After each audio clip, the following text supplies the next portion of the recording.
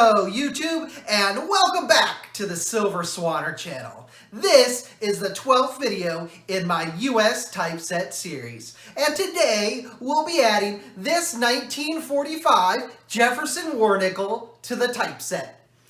The Jefferson War Nickels were produced between 1942 and 1945, and like the Clad Jefferson, they were designed by Felix Schlegel. The Clad Jefferson was produced between 1938 and 2004, and in a future video we'll discuss more of the history of the Clad Jefferson and how that came about. So during World War II, and specifically in 1942, Congress was looking for a way to conserve resources that were critical to the war effort. And one of those resources that was critical was nickel. And so Congress authorized in March of 1942 the U.S. Mint to explore ways to create a nickel that didn't contain any nickel. And what the Mint came up with was a nickel that was 56% copper, 35% silver. So yes, this nickel does contain silver, and 9% manganese, in the hopes of making them recognizable by coin vending machines. The Mint came up with that particular composition of alloys to create the war nickel. And interestingly enough, one of the other things that they did to make war nickels easily recognizable was they put the Mint mark above the Monticello. And for the first time ever, the Mint struck a coin with a P for the Philadelphia Mint. So, as always, at the end of this video, I'll put pictures up of my album progress so far to date. And finally, at the end, I will share with you my updated running cost. So let me take you in and let's add this war nickel to the album.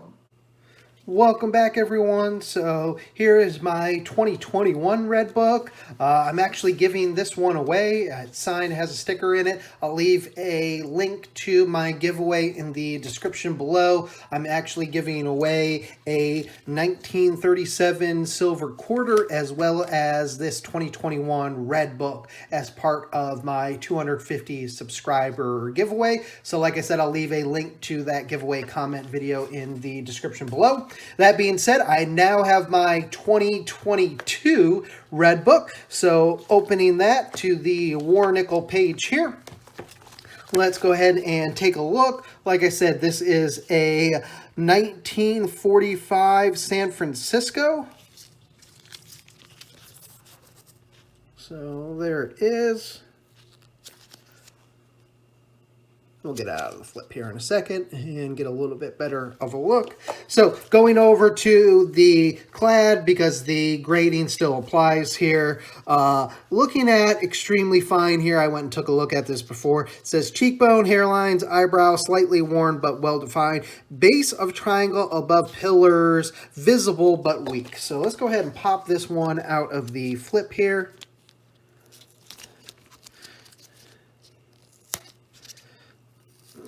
That's that side. This is the side we want to open.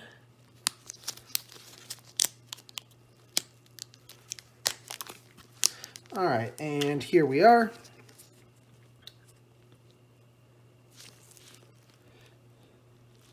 So I think you can see, especially when you see that luster, you can still see where the cheekbone is present.